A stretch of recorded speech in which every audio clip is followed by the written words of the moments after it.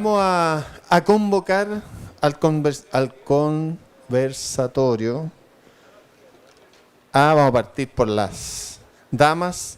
Sandra Vallejos. Por ahí está Sandra. Sandra, gerente corporativo TI Supply Chain de Coca-Cola Andina. ¿Esa es embotelladora andina o Coca-Cola Company? Embotelladora andina, perfecto, es lo que pensé. También Antonio Figueroa, te saludo. Pero bueno, asiento, por favor. Oye, también Antonio Figueroa, CEO Raken Data Group. Gonzalo Arbulo, CDO de Enex. Y Cristian Gutiérrez, que va a tener la oportunidad de responder a eso que se mostró recién. No, se son bromas. Data Governance Manager de Falabella Corporativo. Adelante, por favor. Tenemos sillas para todo, ¿no? Bueno, yo lo primero que quería preguntar, la sostenibilidad, y lo voy a conectar después con la pregunta, pero hoy en día la sostenibilidad es core de todos los negocios. A mí me toca entrevistar a muchos gerentes de sostenibilidad de grandes empresas y todos lo dicen. En el caso de la estrategia de datos y analítica, y entiendo que muchos de ustedes vienen de grandes empresas, pero a su vez cumplen un cierto rol dentro de la empresa, y mi duda es, ¿cuál es la receptividad que ustedes tienen de los CEO, del directorio? O sea, ¿hasta qué punto, por ejemplo, un CDO depende hoy día directamente de un CEO o de un vicepresidente del más alto nivel? ¿Qué tanto es core la estrategia de datos y analítica como sí lo es hoy día, y pues de eso estamos seguros y convencidos, la sostenibilidad? No sé quién quiere partir, quizás vamos a darle, se me olvidó tu nombre, Sandra, quizás contigo partimos. Bueno, yo escuchaba el caso acá de Falabella, y uno siempre obviamente en estos eventos te sirve para compararte cómo estás en el nivel de madurez, y obviamente usted está en un paso adelante al que tenemos nosotros, porque si bien se habla y se está trabajando en el tema del gobierno de datos, no tenemos una estructura tan concreta o tan clara como la que tú expusiste. Sí se están haciendo algunas mini proyectos que creo que también tiene que ver con la forma de que cada organización aborda, digamos, estos temas, porque es complejo. O sea, hay varias operaciones, varios países, también depende de la normativa de cada país. Tú lo dijiste, en Brasil ya partió, por lo tanto, en el caso nuestro en Brasil sí hay, digamos, mayor preocupación y se está trabajando mucho más en serio el tema. Pero, por ejemplo, acá en Chile, como viene alargándose del 2015 y lamentablemente, porque creo que no nos tenemos que sentir orgullosos de lo que muchas veces decimos los chilenos, siempre estamos como a última hora, me parece que eso no debiera desaparecer de nuestro vocabulario. Las empresas están esperando como al momento en que ya te cae, digamos, la fecha final para que las cosas, salir corriendo a desarrollar eso. Entonces creo que por lo menos en nuestro caso hay avances, pero comparativamente con lo que tú planteaste, todavía nos queda harto trabajo por hacer. Aquí entremos y salgamos cuando quieran, pero no sé, ¿es así un poco, Cristian? En el caso de Falabella, ¿se ha convertido en algo totalmente core? Además, por ser un retailer, me imagino que sí. No sé si me estoy escuchando. Parece ¿Sí? que no. Sí. ¿Ah, sí? Ya. Sí, en Falabella, en realidad, toda la disciplina de data se hizo core y se hizo importante en la organización y es parte de la estrategia de la organización. Entonces, nuestro propio CEO ha planteado que data es un tema importante. Y es por eso que tenemos un CIO y bajo él estamos todos nosotros, que somos los que existe cada disciplina de data dentro de la empresa, así que nosotros estamos trabajando en esa línea, transformar al dato como un activo y hacerlo realidad, porque para muchos el dato es importante, pero ya llevarlo y tratarlo como un activo es otra cosa. Es otra cosa. Perfecto. Gonzalo, y después quizás Antonio nos das tu visión, porque desde el del lado de Raken Data Group ya estoy cansado durante todo este día, pero ¿cuál es el caso de ustedes? Sí, en nuestro caso la verdad que la estrategia de datos va tomando cada vez más relevancia, pero cuesta mucho llevarlo al día a día o a la práctica, es decir, que hoy en día los ejecutivos o los especialistas o quien sea que asume una responsabilidad de gobierno ante el dato, por ejemplo, es casi imposible. O sea, nosotros hemos tratado de poder llevarlo al KPI o al Balance Scorecard de las áreas y eso la verdad que no se puede lograr, a pesar de que se discuta semana a semana y tenemos comité directivo todos los meses. El poder llevarlo a cosas tangibles es algo que hoy en día es muy difícil. Y si bien nosotros en Nenex empezamos el área de datos hace 2-3 años con una persona, hoy en día ya somos 4, lo que te puede dar un poco de sentido de importancia que el área ha crecido, aún somos pocos para todo lo que hay que hacer. Y lo que pasa en mi organización también es que hay muchos gerentes de la vieja escuela, por así decirlo, donde toman más decisiones de guata que con datos.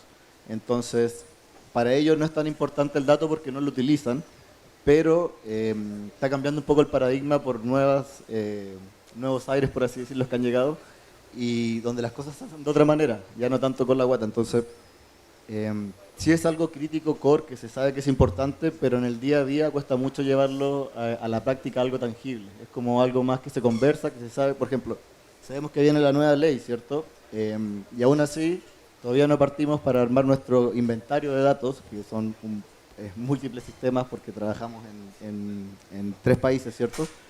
Eso todavía no está, y eso que ya sabemos que viene la ley, sabemos que es importante, que hay cosas que no estamos preparados, pero aún así el sentido de urgencia no llega a que se baje el día a día, a que estemos ya con proyectos relacionados al GDPR o como se llama la ley en Chile. No, y aparte del sentido de urgencia, al final las fichas que uno pone en el CAPEX, la parte del CAPEX que uno pone o en el OPEX es lo que da cuenta de qué tan core en definitiva es. ¿Cuál es tu visión, Antonio, tú que estás desde el lado de Raken evangelizando?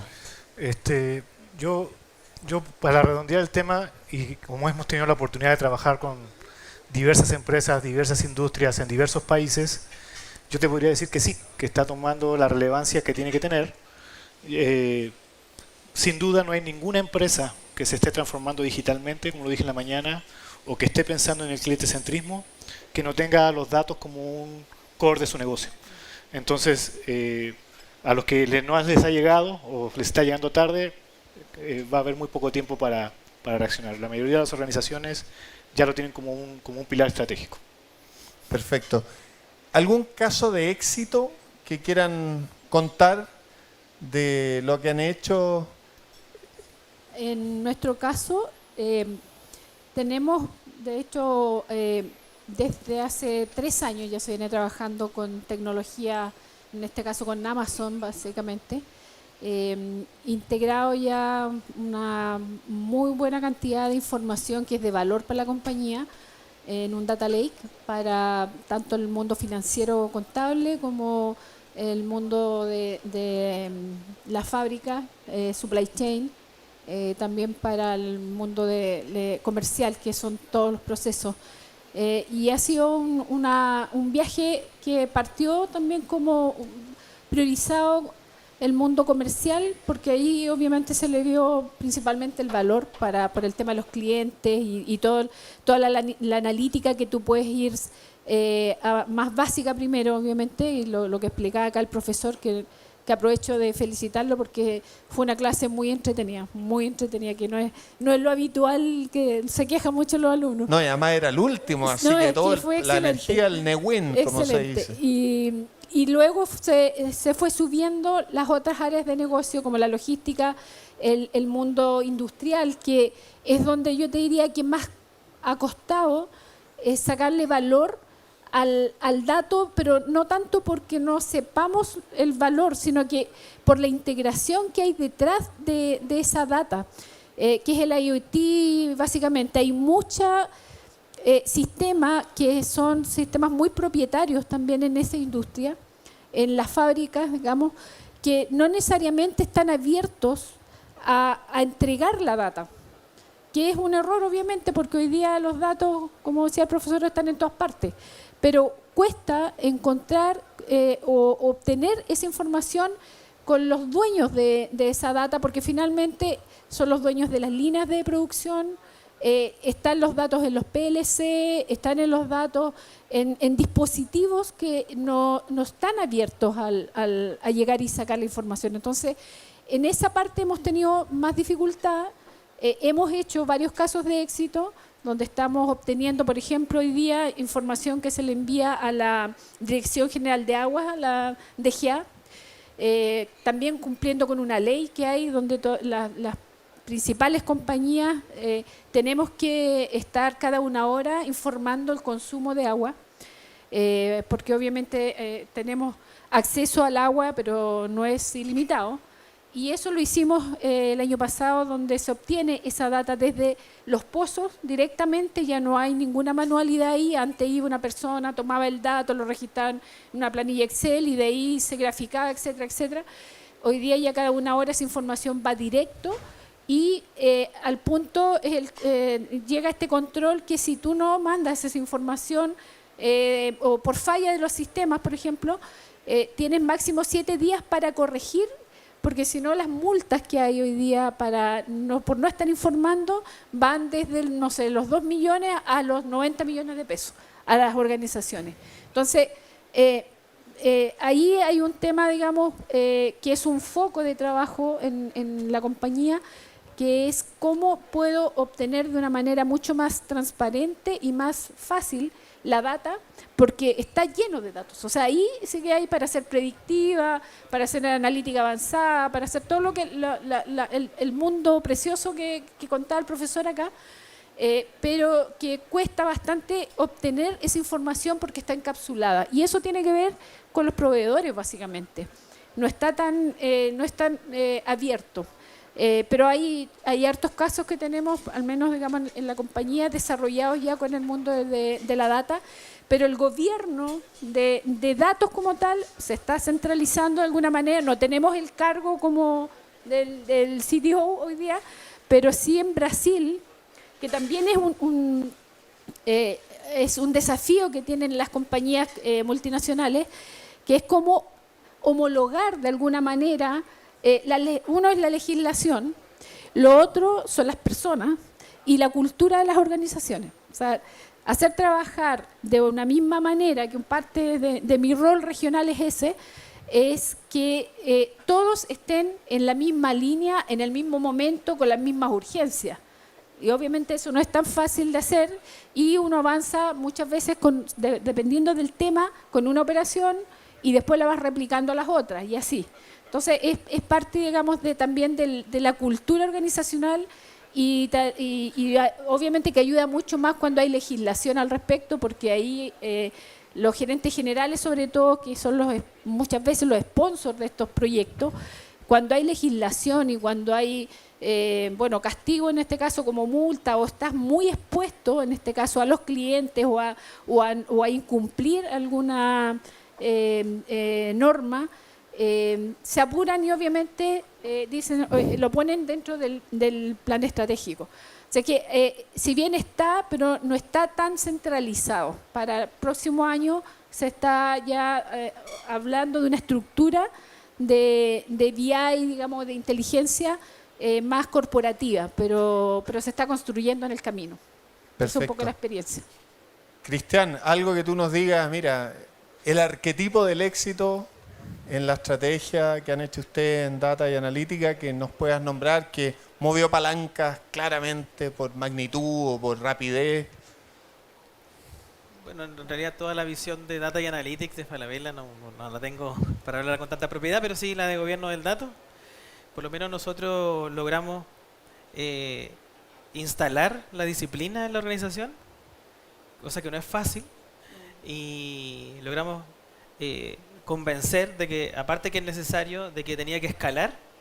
Así que hoy podemos contar de que tenemos el gobierno del dato en todo el grupo, a pesar de que la organización es compleja, pero sí cada unidad de negocio tiene dedicación de gobierno del dato, somos parte ya de una comunidad y nos estamos preparando para dar pasos siguientes y escalar el gobierno del dato.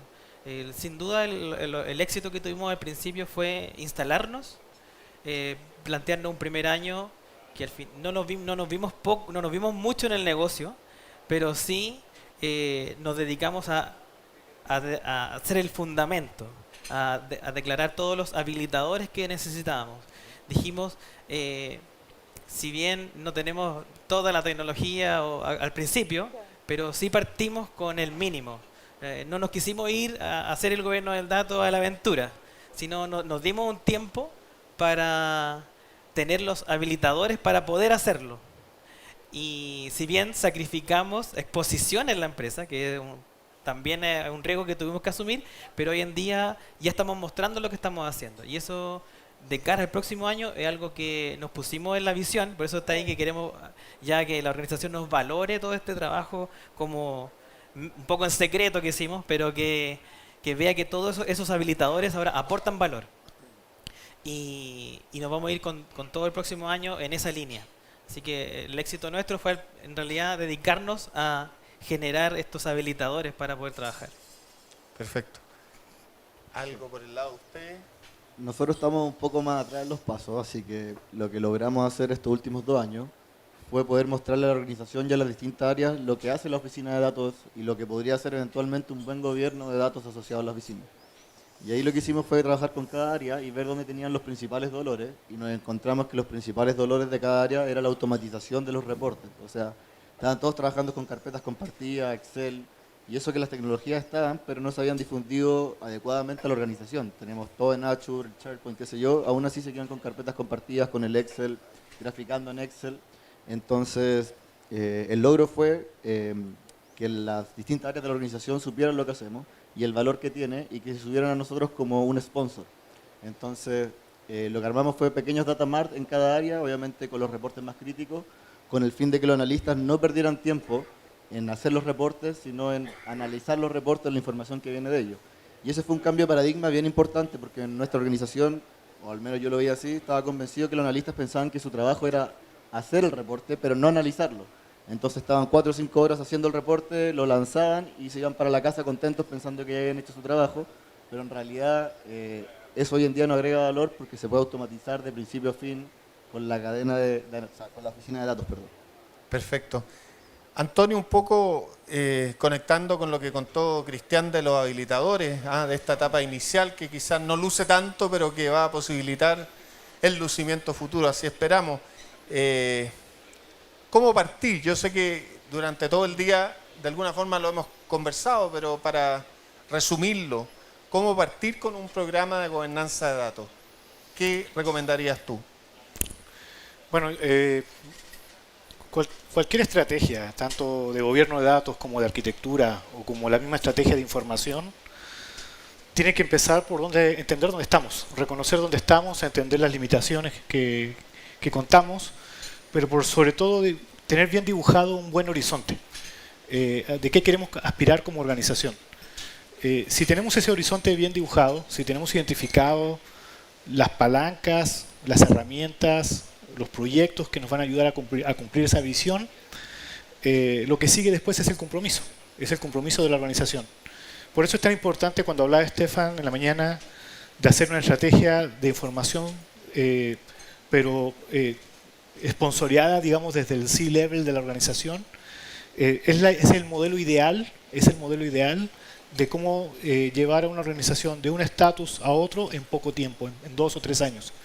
Porque al tener un compromiso de ese nivel y al mismo tiempo mostrar resultados, va a asegurar que ese nivel directivo siga creyendo en el proceso y siga poniendo dinero, porque el tema de la gestión de datos es que es una inversión continua, no va a parar. Todos los años vamos a seguir invirtiendo lo mismo o más que el año anterior. Pero por eso tenemos que ser suficientemente inteligentes de capitalizar, de monetizar el gobierno, de monetizar las aplicaciones de negocio. Y insisto, me parece que la receta es una estrategia bien dibujada, un buen panorama, un buen futuro bien definido, pero por sobre todo el compromiso, ¿cierto?, del liderazgo de la organización para ejecutar. El tema es que ese liderazgo solamente va a seguir haciéndolo si como áreas de analítica, áreas de datos y áreas de negocio cumplimos las promesas que estamos haciendo. Entonces, Perfecto, muchas gracias. Uno de los temas que nosotros conversábamos antes, Antonio, con Stefan también, tiene que ver con el talento digital. Sabemos que en Chile se habla de 7.000 personas al año, 5.000, bueno, por ahí andan esos números. Está el caso de Monterrey, que quizás tú podrías conectar.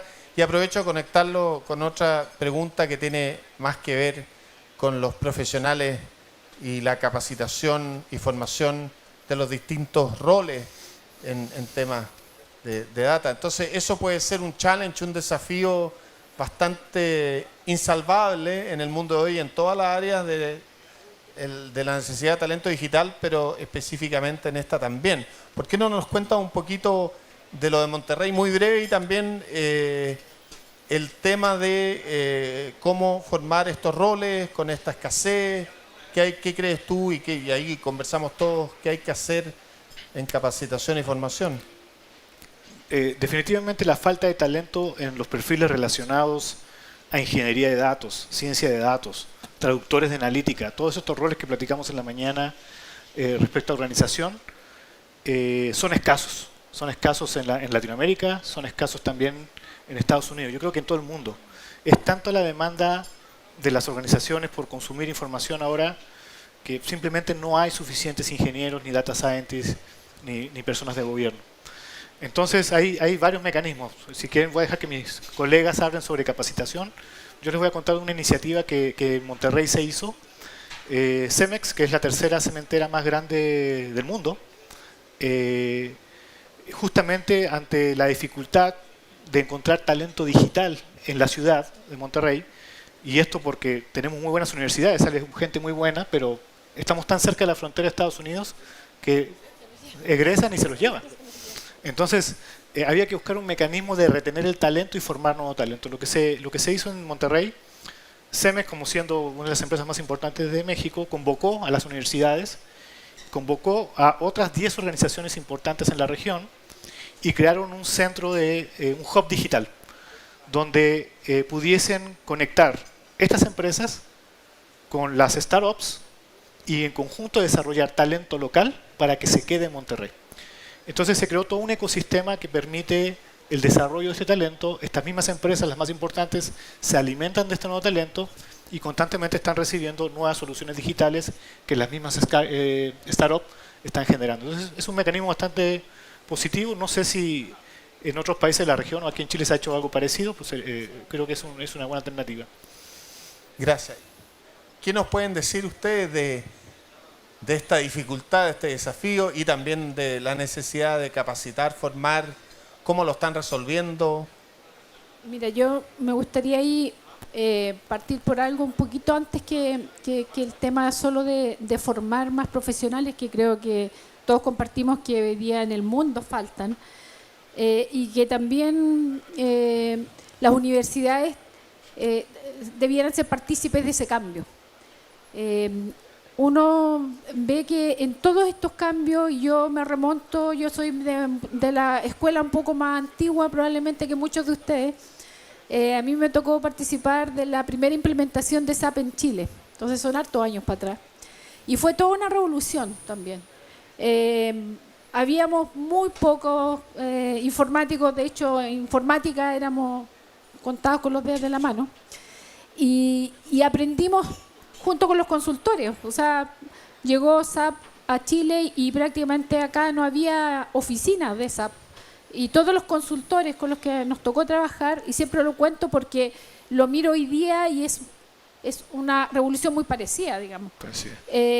Y venían consultores de Venezuela, de Brasil, de Puerto Rico. Bueno, fue una multiculturalidad en ese minuto excelente. O sea, para mí fue una tremenda experiencia, pero aprendimos todos. O sea, nos amanecíamos estudiando, fueron proyectos de, no sé, donde implementamos 5 compañías en menos de 8 meses, una locura. Dormíamos muy poco, pero sí lo pasábamos bien, que creo que es lo más importante cuando uno trabaja en informática. Y hoy día siento que es algo similar, pero obviamente es más disruptivo. Hay un cambio mucho más rápido de lo que fue en su momento cuando entró SAP. Fue partió, no sé, un Llanza, luego vinieron un Codelco y otras empresas, pero fue un poco más lento. Entonces se pudo ir formando más gente con más tiempo. Pero hoy día es todo mucho más rápido y siento que la cultura empresarial no está preparada todavía para esto. Si bien siempre en los procesos o cambios transformacionales que llevan tecnología, no es la tecnología en sí la que es un habilitador. Entonces, los que tenemos que cambiar no somos solo los de TI. Y ahí siento que hay un tema de fondo que es como cómo preparo más gente solo de TI. Acá hay que preparar gente en todas las áreas, no solo de tecnología. En las áreas de negocio también hay gente súper valiosa que tú puedes reconvertir y que son analistas hoy día que probablemente en algún momento, claro, sacan un reporte que tú dices después no lo vas a necesitar porque la máquina maravillosa lo va a hacer, pero ¿quién analiza esa información? Que es lo que explicaba el profesor recién. Por lo tanto, tienes que reconvertir a mucha gente. Y ahí están las oportunidades para todos. No solo pensar que es solo la gente de TI la que tiene que formarse. En Chile está Desafío Latam, que de hecho se está yendo ahora a México, que está preparando mucha gente.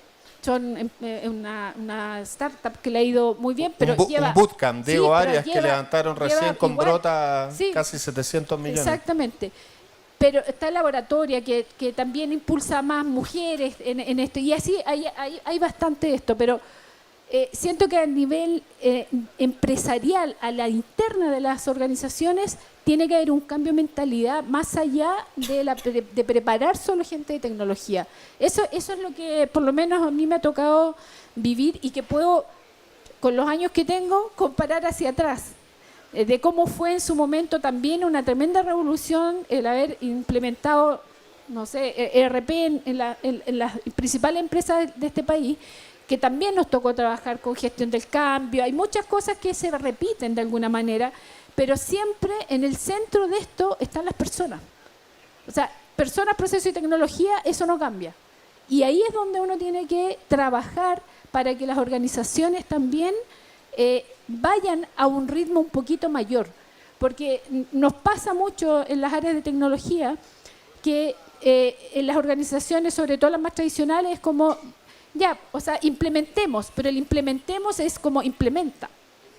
Cuando en realidad el rol de la implementación, de la justificación, de los beneficios de negocio, si bien uno se puede involucrar mucho más porque ya eres más senior y puedes ayudar al negocio a identificar estos puntos de dolor, estos puntos donde pueden demostrar un beneficio y un directorio y justificarlo, es el equipo de negocio el que tiene que empoderarse de lo que tiene que hacer, que tiene que creer que con la tecnología va a poder cambiar y que tiene que modificar sus procesos.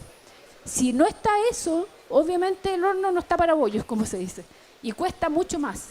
Entonces, eso es un poco la experiencia que yo les puedo contar de lo que me tocó antes y obviamente en esta nueva revolución, como nos ha tocado también seguir aprendiendo, obviamente, y seguir desarrollándonos.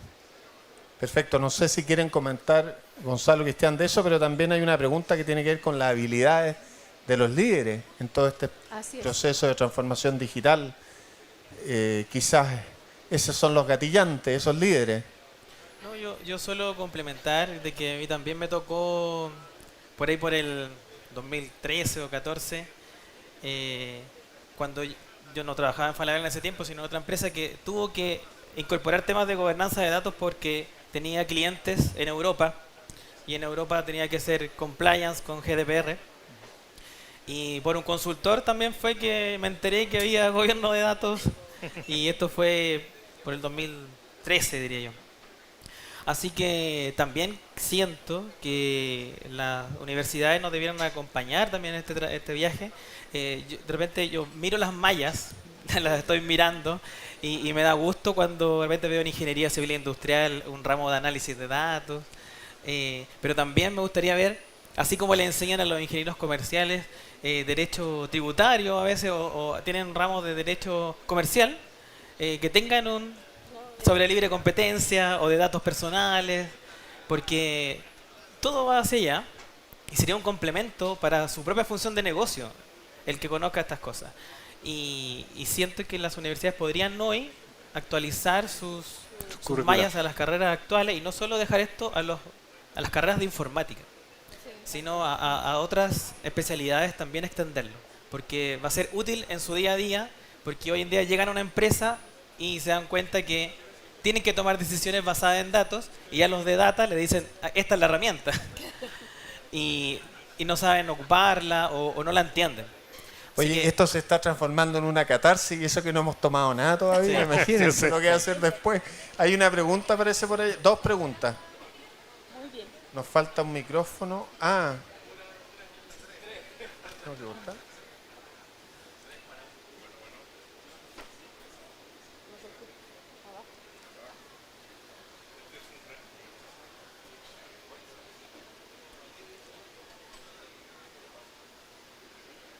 Bueno, Ahí sí. Ahí se escucha. a ver, espero no ofender a nadie y que no me salga imprudente el comentario. Yo tuve la oportunidad de ser parte del comité directivo ejecutivo de PepsiCo. Eso es una empresa de consumo. ¿De qué se discute en un comité ejecutivo? Se discute de mercadotecnia, se discute de cómo vamos a conquistar nuevos mercados. Esos son los temas, digamos, sexy para un comité ejecutivo. El tema de datos es, al menos en mi experiencia, de lo más aburrido para el para un comité ejecutivo. O sea, y lo digo con todo respeto, o sea, escucho el entusiasmo de ustedes de hablar de datos. El problema es que ese entusiasmo no es típico de los miembros de un comité ejecutivo. Ellos se entusiasman, insisto, con mercadotecnia y ese tipo de cosas que consideran más sexys. Entonces, parte del problema de los datos, o sea, es importantísimo todo lo que ustedes están diciendo. El problema es que, insisto, en mi experiencia, ante los comités ejecutivos pues sí, es un tema que sí tenemos que tener gobierno de datos, qué aburrido. A ver, me tocó muchas veces a ver, viene el de datos, bueno, a ver, vamos a darle 15 minutos porque pues démosle ahí unos 15 minutos al de datos, ¿no? Y venía el de datos y te decía algo muy importante y bueno, qué bueno, gracias por participar, next. Entonces, parte del reto, y escucho que están diciendo que entonces que la gente de negocio también tiene que cambiar y demás. No estoy muy seguro a mi edad y después de lo que yo he visto que por ahí sea el camino. Yo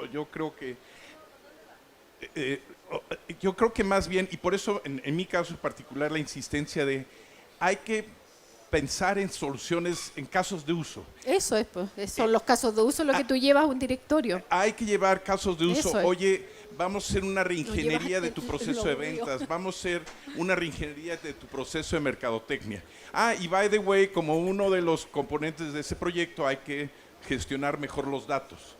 Pero como que enfocarse en el dato per se no me parece una buena estrategia. No, Yo creo que el absolutamente. complemento de que perfiles de negocio aprendan de data es para que ellos usen la data para tener insight y casos de uso. Porque contratar gente de data cada vez que alguien de negocio quiera sacar un insight es sumamente improductivo. Siempre siendo que él, si lo supiese, podría ir al directorio y responder solo todas las respuestas del directorio. Y no necesitar un ejército de data para que le responda a él y él después vaya al directorio. Un poco eso es el complemento que yo siento que compartimos y buscamos eso.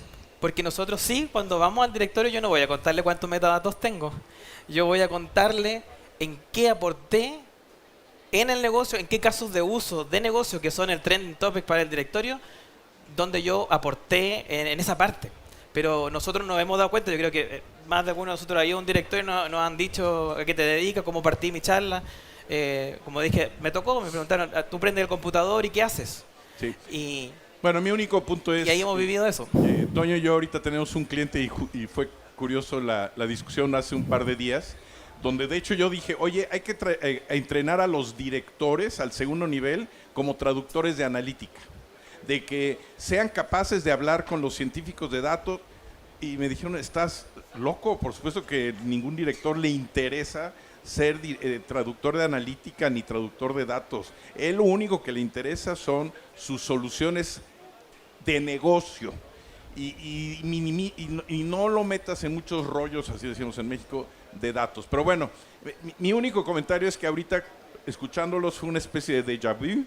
Cuando interactuaba yo con gente de TI muy entusiastas con la tecnología, pero cuando interactuaba con gente de negocio, el entusiasmo decaía significativamente. Entonces, supongo que la recomendación es, eso es un fact of life, es un hecho, no creo que vaya a cambiar. Entonces hay que enfatizar la parte sexy. Pero Estefan, tenemos que ser todos buenos vendedores, seamos del Así área es. que seamos. O sea, ahí Tal está el cual. tema, para hacer sexy la venta de lo que haya que vender. En la generación de valor para la compañía, cualquiera de operaciones o de cualquier área tiene que venderlo bien. Sí. Yo no sé, ¿tenemos tiempo para una última Quiero pregunta? Adelante, agregar Antonio. un tema de lo que estaba hablando Estefan, pero quiero hacer un contraste de este cliente con otro cliente que tenemos que ha sido muy exitoso, que es una acerera también en México, que opera en 14 países. Y ellos empezaron su programa de datos hace como 4 o 5 años atrás. De hecho, fueron de esos data lake que se hicieron con tecnología Hadoop en aquellos años. Y cuando nació el proyecto, eran 3 personas o 4 personas en el área de BI que iniciaron la iniciativa y buscaron ese primer caso de uso de negocio para generar valor. El día de hoy, esa organización tiene una comunidad solamente de ingenieros y data scientists de más de 200 personas. Y bueno, han invertido millones en su plataforma, pero también han generado millones en retornos de inversión. La razón de que esta empresa ha sido exitosa es que durante estos últimos 3 años, todos sus ejecutivos del C-Level y todos los directores que están en segunda instancia fueron capacitados en ciencia de datos para ejecutivos. Todos ellos también, muchos de su segunda línea, tomaron los cursos de Data Translator. Y justamente fue el Monterrey Digital Hub el que creó esta currícula específicamente para gente de negocio, para involucrarlos en el tema. Entonces, yo coincido con ambos. Creo que, por un lado, hay que ir con los casos de uso, hay que ir con las cosas que dan valor, pero por otro lado, también se pueden construir mecanismos para que la gente de negocio esté más educada respecto al tema. Perfecto, yo creo que tenemos consenso. Estamos listos en la hora, parece que no tenemos tiempo para la última pregunta. Agradecerle a Sandra Vallejo, Antonio Figueroa, Gonzalo Arbulo y Cristian Gutiérrez por su tiempo. Gracias.